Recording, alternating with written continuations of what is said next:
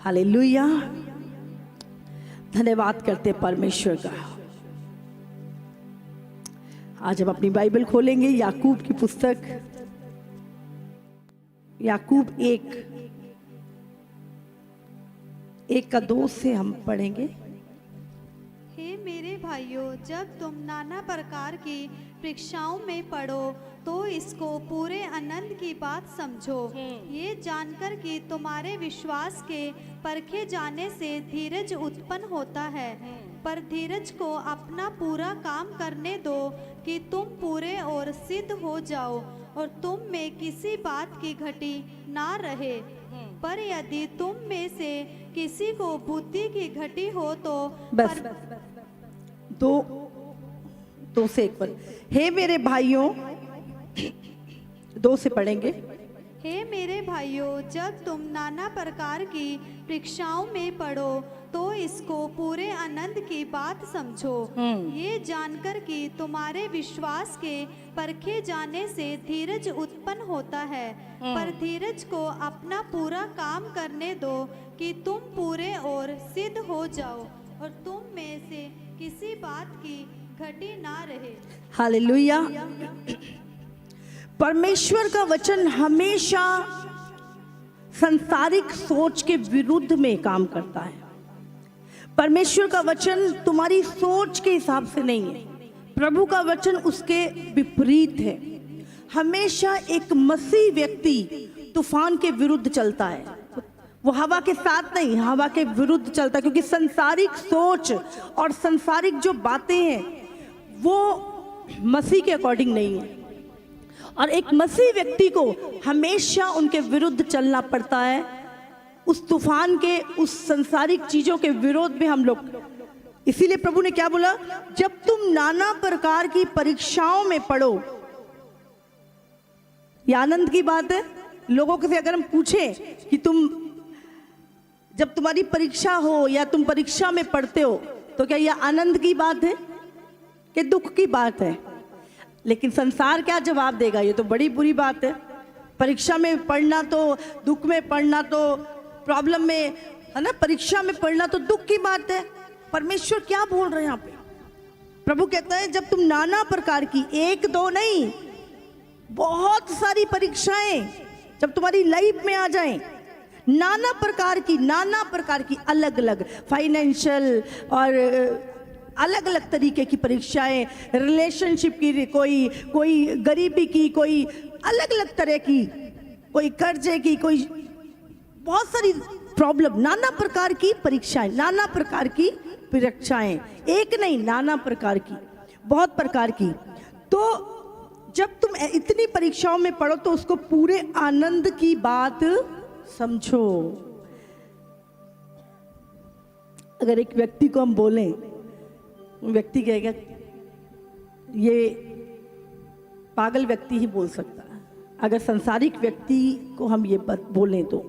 लेकिन प्रभु का वचन हमें यही सिखाता है कि जब तुम नाना प्रकार की परीक्षाओं में पढ़ो तो उसको पूरे आनंद की बात समझो। क्यों आनंद की बात समझो? क्यों? ये जानकर कि तुम्हारे विश्वास के परखे जाने से, वो परीक्षाएं क्या है, तुम्हारा विश्वास परखा जा रहा है। वो परीक्षाओं में, उस बीमारी में, उस कर्ज में, उस दुख में क्या हो रहा है, तुम्हारा विश्वास परखा जा रहा है। तुम्हारे विश्वास के परखे जाने से धीरज उत्पन्न होता है। तुम उस विश्वास में परखे जा रहे हो और तुम्हारे अंदर क्या है, फिर भी तुम प्रभु की आराधना कर रहे हो, फिर भी तुम विश्वास में खड़े हो, फिर भी तुम धन्यवाद कर रहे हो। प्रभु कहता है ऐसा करने से धीरज उत्पन्न होता है। और फिर लिखा है, फिर धीरज को अपना काम पूरा करने दो। बीच में कुड़कुड़ाओ मत। जब तक परमेश्वर उस परीक्षा से ना निकाले धीरज को, जो धीरज उत्पन्न हुआ है उस परीक्षाओं के दौरान, उसको अपना काम पूरा करने दो कि तुम पूरे और सिद्ध हो जाओ और तुम में कोई बात की घटी ना रहे। हालेलुया। प्रभु क्या कहता है, धीरज को अपना काम पूरा करने दो कि तुम पूरे मतलब अभी हम क्या है, अधूरे हैं। अभी हम असिद्ध हैं, अभी हम अधूरे हैं, अभी हमें बहुत सारी कमियां हैं। प्रभु कहता है जब बहुत सारी परीक्षाओं में से तुम निकलते हो और धीरज धरते हो तो परमेश्वर क्या कहता है, तुम पूरे हो जाते हो, तुम सिद्ध हो जाते हो और फिर तुम में किसी बात की घटी नहीं रहती। Hallelujah, hallelujah. तो जब परीक्षाएं आए तो क्या कुड़कुड़ाना है हमें,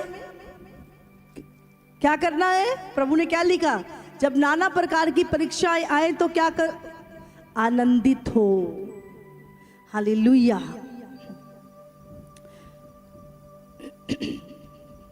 परीक्षा हमें आगे लेके जाती है। कभी भी परीक्षा में प्रभु का वचन कहता है कि बिना परीक्षा के ना तो तुम सिद्ध हो सकते, ना तुम आगे बढ़ सकते और ना तुम्हारी कमियां दूर हो सकती हैं। हालेलुया।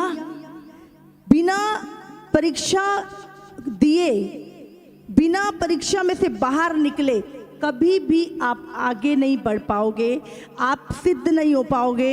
ये प्रभु का वचन कह रहा है। तो अगर हम चाहते हैं हम सिद्ध हो जाएं, हम मांगते हैं ना प्रभु हम सिद्ध हो जाएं, हमें भी सिद्ध कर दे प्रभु, हमें कोई बात की घटी ना रहे प्रभु, हम सिद्ध हो जाएं, हम मांगते परमेश्वर से।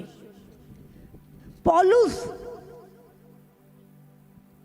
क्या बोलता है, इतना जान के, इतना प्रभु के ज्ञान के बाद भी वो कहता है मैं घमंड नहीं करता हूं कि मैं पा चुका हूं, लेकिन मैं दौड़ा चला जा रहा हूं। हालेलुया।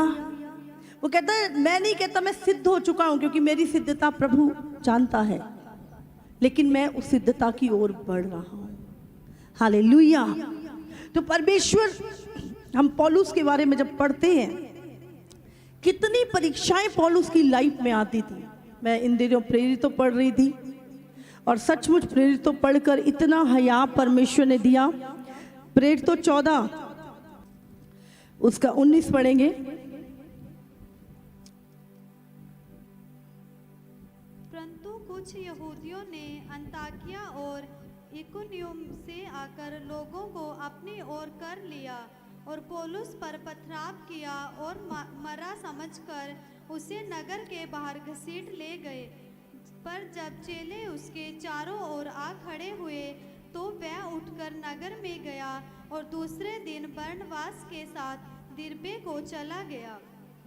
आगे वे उस नगर के लोगों को सुसमाचार सुनाकर और बहुत से चेले बनाकर लुस्त्रा और इकुनियुम और अंताकिया को लौट आए और चेलों के मन को स्थिर करते रहे और ये उपदेश देते रहे कि विश्वास में बने रहो और ये कहते थे हमें बड़े कलेश उठाकर परमेश्वर के राज्य में प्रवेश करना होगा। हालेलुया।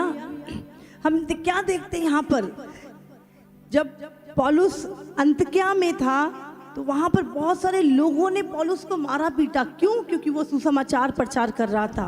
और जब लोगों ने उसको मारा पीटा, इतना पत्थरों से मारा कि वो मरा हुआ सा पड़ा था वहां पर, और उन्होंने सोचा कि शायद ये मर गया और उसको घसीट के नगर के बाहर कर दिया। आप सोचो उस समय चेले आए और उसके बाद वो खड़ा हुआ और अगले दिन फिर जाके कहीं पर प्रचार कर रहा है। कैसा हार्ट था उन लोगों का, और कैसे वो चल रहे थे वो लोग कि उस सताव में भी, उन परीक्षाओं में भी कोई चीज उनको रोक नहीं सकी आगे बढ़ने से। हालेलुया। बाइबल में लिखा है वो आगे गए और फिर सुसमाचार प्रचार करने लगे और बहुत से लोगों को चेला बनाकर लुस्त्रा और इकुनियुम और अंतकिया को लौट गए और चेलों के मन को स्थिर करते रहे। कौन स्थिर कर रहा है यहाँ पे चेलों के मन को? कोई राजा रंक नहीं, वो चेले जो सुसमाचार के लिए दुख उठा रहे थे, जिनको लोग पत्थरों से मार रहे थे, वो लोग अपनी परीक्षाओं में दूसरों को स्थिर कर रहे थे और कह रहे हैं कि विश्वास में बने रहो। और ये कहते थे हम बड़े कलेश उठाकर परमेश्वर के राज्य में प्रवेश करना होगा। हालेलुया। अगर आज कोई सोचता है कि आसानी से हम स्वर्ग चले जाएंगे, नहीं। प्रभु कहता है नाना प्रकार की परीक्षाएं आएंगी, पर उसमें जब तुम्हारा विश्वास परखा जाएगा और जब वो तुम्हें सिद्ध करेगा, वो जो धीरज उत्पन्न होगा वो तुम्हें सिद्ध करेगा और तुम में फिर किसी बात की घटी ना होगी। और इसी का हम अगर 16 निकालेंगे, इसका प्रेरितों 16 उसका 23 अगर हम पढ़े, हर चैप्टर में इतना सताव प्रेरितों पौलुस के जीवन में, पतरस के जीवन में, और हम देखते हैं कि कौन सी चीजें थी, कितनी परीक्षाएं, दुनिया भर की सबसे बुरी बुरी परीक्षाएं उनके ऊपर आई, लेकिन वो लोग रुके नहीं। एक ही चीज, पिछले दिन की बात को भुला के आगे बढ़ते गए। कौन सी ऐसी सामर्थ्य थी जो उनको आगे बढ़ने पे मजबूर करती थी, आगे चलने के लिए? कौन सा प्रेम था वो? आज मैं प्रार्थना करती हूँ वो प्रेम आपके अंदर आ जाए, वो धीरज आपके अंदर आ जाए। पढ़ेंगे हम। बहुत पेंट लगवाकर उन्होंने उन्हें बंदी गृह में डाल दिया और दरोगा को आज्ञा दी कि उन्हें चौकसी से रखें। उसने ऐसी आज्ञा पाकर उन्हें भीतर की कोठरी में रखा और उनके पांव काठ में ठोक दिए। आधी रात के लगभग पौलुस और सिलास प्रार्थना करते हुए परमेश्वर के भजन गा रहे थे और कैदी उनकी सुन रहे थे। इतने में एक बड़ा भूकंप आया, यहाँ तक कि बंदी गृह की नींव हिल गई और तुरंत सब द्वार खुल गए और सबके बंधन खुल पड़े। दरोगा जाग उठा और बंदी गृह के द्वार खुले देखकर समझा कि कैदी भाग गए हैं। हम क्या देखते हैं यहाँ पर पौलुस और सिलास जा रहे हैं, और यहाँ पर एक भविष्य बताने वाली औरत थी जो अपने भविष्य बता के लोगों का बहुत सारा पैसा कमा लेती थी, और वो शैतान की सहायता से ऐसा करती थी। और जब पौलुस ने उसको डांटा, वो उसमें से निकल गई और उसके स्वामियों की जो कमाई थी, की आशा थी, वो जाती रही। तब उन्हें गुस्सा आया और उन्होंने पौलुस और सिलास को बहुत पीटा और उनके बेंते लगवा के उन्हें जेल में डाल दिया और कहा इनकी चौकसी करो। और लिखा है दरोगा ने उनके हाथ पैर काठ में ठोक दिए और उनको जेल में, शरीर पे बेंते लगी हुई हैं और अभी पिछली मार के दर्द और जख्म भरे नहीं हैं और नेक्स्ट वो चीजें। और उसके बाद भी पौलुस और सिलास क्या कर रहे हैं जेल में? लिखा है वो आधी रात को क्या कर रहे हैं? हाय हाय, क्या कर रहे हैं? वो आराधना कर रहे हैं प्रभु की, भजन गा रहे हैं प्रभु के। कैसी सामर्थ्य थी उनकी, कौन सी चीज थी जो इतने दुख में, ऐसी परीक्षा में भी भजन गा रहे हैं। और बाइबल में लिखा है जब आप अपनी परीक्षाओं में स्थिर रह के आप अपने फोकस से अपना दिमाग नहीं हटाते, अपने फोकस को नहीं बदलते, आप अपने गोल को पूरा करते हैं, परमेश्वर स्वर्ग खुल जाता है। और परमेश्वर देख रहा था, लिखा भूकंप आया और उनके जो बंदी थे वहां पर उनके भी और पौलुस और सिलास के भी बंधन खुल गए, जेल के दरवाजे खुल गए और वहां का जो दरोगा था वो डर गया। और लिखा उसने अपने आप को मारना चाहा, पर पौलुस और सिलास ने कहा अपने आप को नुकसान मत पहुंचा। और बाइबल में लिखा, अगर हम पूरा चैप्टर पढ़ें तो वो पौलुस, वो दरोगा और उसके पूरे घराने ने उद्धार पाया। उन्होंने बपतिस्मा लिया और प्रभु को ग्रहण किया जिन्होंने उसको जेल में डाला था। हालेलुया, ऐसी परमेश्वर की योजना। लेकिन हमें हमेशा अपने फोकस को दूर नहीं करना, अपना ध्यान अपने फोकस से नहीं हटाना। पौलुस जानता था जब भी वो कहीं जाता था वो बचने की कोशिश नहीं करता था, वो हमेशा मौका ढूंढता था कि मैं किस तरह सुसमाचार का प्रचार करूं, मैं किस तरह वहां तक पहुंचूं, चाहे दुख में ही क्यों ना पहुंचूं, पर अपने गोल को वो हमेशा पूरा करता था। और हम देखते हैं एक जगह पर जब पौलुस को राजा ने बोला तुझे छोड़ देने का अधिकार है, बोलता नहीं, हेरोदेस के पास मेरा न्याय हो, क्योंकि वो चाहता था कि मैं वहां जाके भी अपनी गवाही दूं। ऐसी बहुत सारी घटनाएं जब हम देखते हैं प्रभु के चेलों के जीवन में, क्योंकि उनका ध्यान प्रभु की ओर था, वो अपनी परीक्षा में पड़े नहीं रहे। उनको किसी ने मारा, उन्होंने कहा अरे अभी तक महीना लगेगा, मेरे जख्म ठीक होंगे फिर मैं आगे बढ़ूंगा, अभी तो मेरा ये ठीक होगा फिर मैं नहीं, वो अपनी परीक्षा में पड़े नहीं रहे। क्या पत्थरों से पौलुस को मारा गया और अधमरा छोड़ के नगर के बाहर गिर दिया, लेकिन पौलुस फिर खड़ा होके अगले दिन सुसमाचार सुना रहा है। हालेलुया। अपनी परीक्षाओं में पड़े मत रहो, दोबारा से खड़े हो जाओ, फिर से चलो, फिर से कोई बात नहीं, परीक्षा में पड़ गए, फिर उठो, फिर आगे बढ़ो। हालेलुया। कई लोग एक परीक्षा में गिरते और सालों साल उस परीक्षा में ही पड़े रहते हैं। हम देखते हैं वो लोग एक परीक्षा पढ़ती थी, उसमें से खड़े होते थे, आगे बढ़ते थे, दूसरी बार परीक्षा आई, तीसरी बार, हमेशा आगे बढ़ते रहना। उनका फोकस परमेश्वर था, वो जानते थे हमारा फोकस क्या है। अपनी परीक्षाओं में पड़े मत रहिए, खड़े हो और आगे बढ़ो। पौलुस क्या पौलुस ने बोला, क्योंकि वो ये सब चीजें इसीलिए झेल पाया। उसने कहा मैं पिछली बातों को भुलाकर आगे की ओर बढ़ता चाहता हूं। हालेलुया। एक वचन निकालेंगे, नीति वचन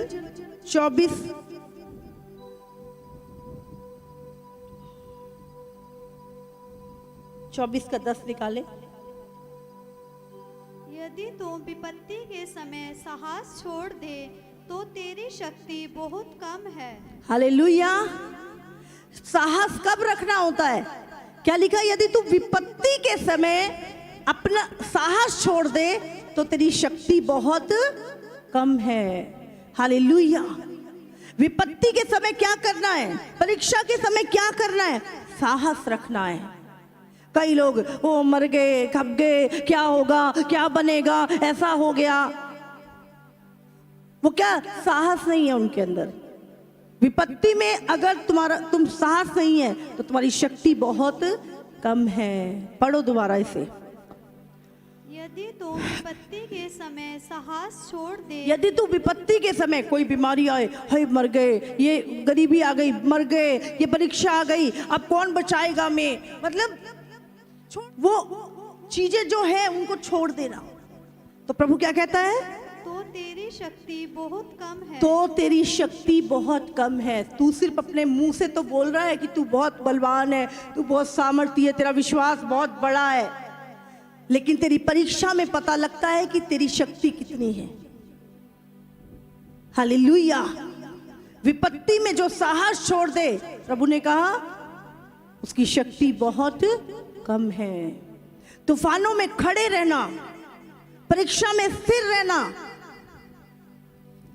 यही बताता है कि आप सामर्थी हो, यही बताता है कि आपके अंदर विश्वास भरा हुआ है, यही बताता है कि परमेश्वर आपके साथ है।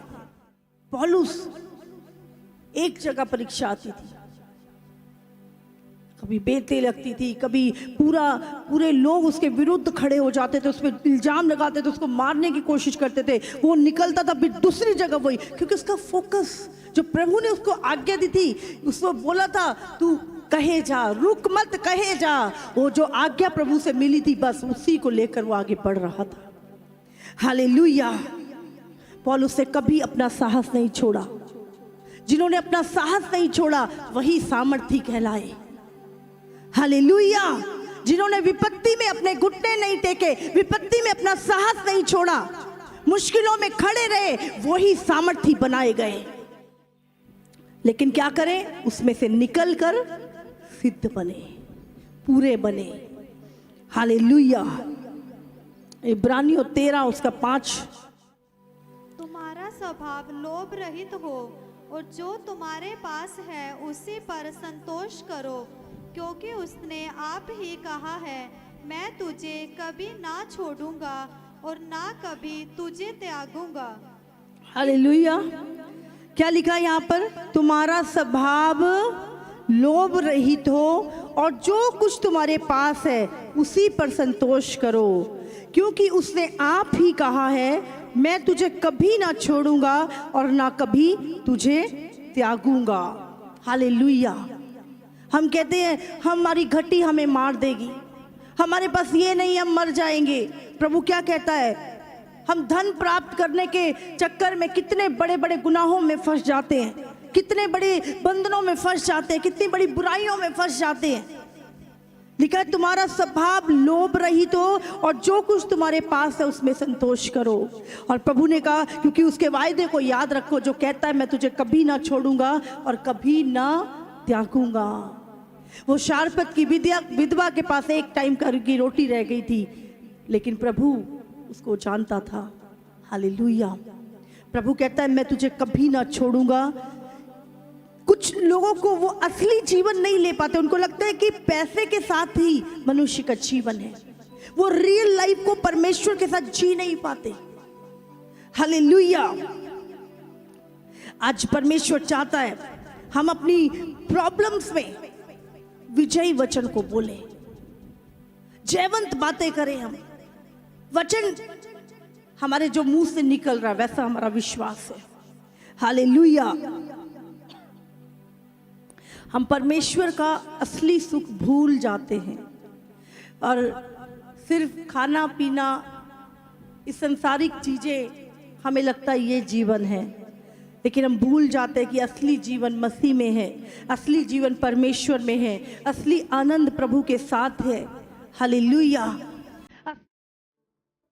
सभी बहन भाइयों को जय मसीह। मेरा नाम सुखविंदर कौर है, मैं काकरू गांव की रहने वाली हूँ। आज अपने जीवन की गवाही बताने जा रही हूँ, कैसे प्रभु यीशु मसीह ने मुझे 3 साल की दुष्ट आत्मा से आजाद किया। मुझे 3 साल से दुष्ट आत्मा की प्रॉब्लम थी, जोड़ों पे बहुत दर्द था, ऐसे लगता था जैसे कुछ मतलब बैठा हुआ है, बोझ वजन ऐसे रहता।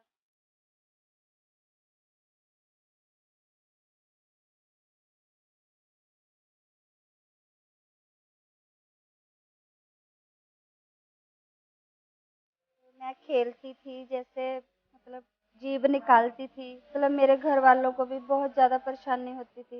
मेरे बच्चे भी परेशान और मेरे हस्बैंड भी परेशान थे जी। और मैं लगातार 3 दिन खेलती थी, जैसे रात में भी दिन में भी मुझे कोई होश नहीं था। तो मतलब बहुत ज़्यादा परेशान थे हम लोग, की वजह से मुझे टेंशन, मतलब बहुत ज़्यादा टेंशन हो गई थी। उसकी भी मैंने दवाई खाई 6 महीने के करीब खाई मैंने दवाई, उससे मुझे आराम कुछ नहीं पड़ा, मतलब कोई आराम नहीं हुआ। और उसके बाद सियानों के पास गए तो वहाँ से भी वो कभी नारियल कभी कुछ ऐसा करके, तो वैसे ही बंदा परेशान है। तो उन्होंने बोला कि आपके वो मसानी है और किया कराया है, खिला रखा है, लेकिन उसका कोई मतलब हमारी समस्या हल ही नहीं हुई। जैसे मतलब जो भी वो बोलते थे हमें करने के लिए हम लोग करते थे, लेकिन कुछ फर्क नहीं पड़ा कुछ भी। काम में भी दिक्कत, जैसे काम में परेशानी, घर में भी लड़ाई झगड़ा, और फिर मतलब एक दूसरे को बहुत ज़्यादा परेशानी होती थी।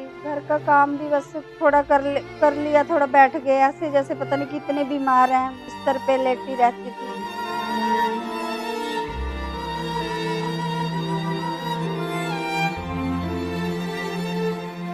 कर लिया कभी नहीं, ऐसे मतलब बहुत परेशान थे हम लोग, बहुत ज़्यादा परेशान। घर का सारा काम मेरी छोटी बेटी करती।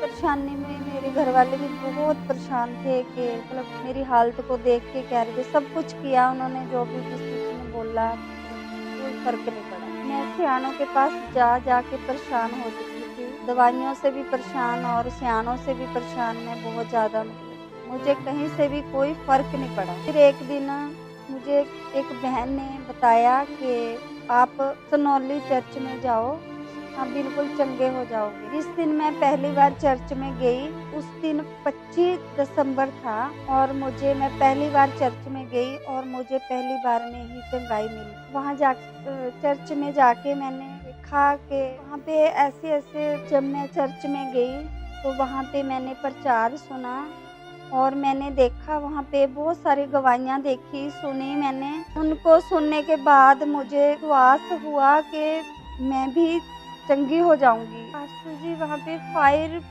प्रेयर कर रहे थे। मैं कमांड करती हूँ, हट दुष्ट आत्माएं, परमेश्वर इसी समय ये अनॉइंटिंग इन्हें छुए और दुष्ट आत्माएं बाहर आए यीशु मसीह के नाम से। मैं कमांड करती हूँ, हर अशुद्ध आत्माएं, हर गंदी आत्माएं, दुष्ट आत्माएं, जादू टोना की आत्माएं बाहर आए, उनकी लाइफ से रिमूव हो जाए यीशु मसीह के नाम से। उसी टाइम पे मुझे ऐसा हल्कापन महसूस हुआ, जैसे शरीर से कुछ निकला, जैसे मतलब वजन रहता था, जकड़न रहती थी। तो उसके बाद मेरे जब निकलने के बाद मेरे शरीर से तो मुझे बिल्कुल हल्का महसूस हुआ। तो मुझे 15 दिन हो गए हैं, अब मैं बिल्कुल ठीक हूँ। 15 दिन से मैं काम कर रही हूँ। अब मैं घर का सारा काम कर लेती हूँ, जैसे बर्तन साफ कर लेती हूँ और झाड़ू लगा लेती हूँ, कपड़े धो लेती हूँ।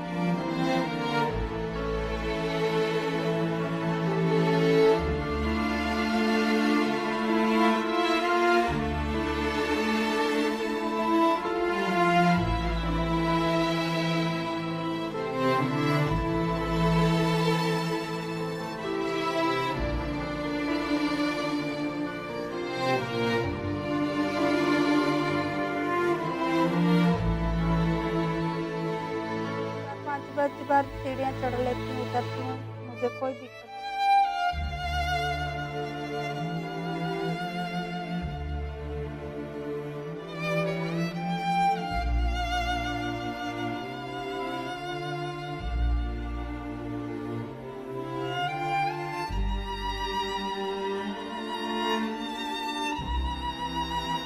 बिल्कुल ठीक हूँ, अब मैं बहुत खुश हूँ।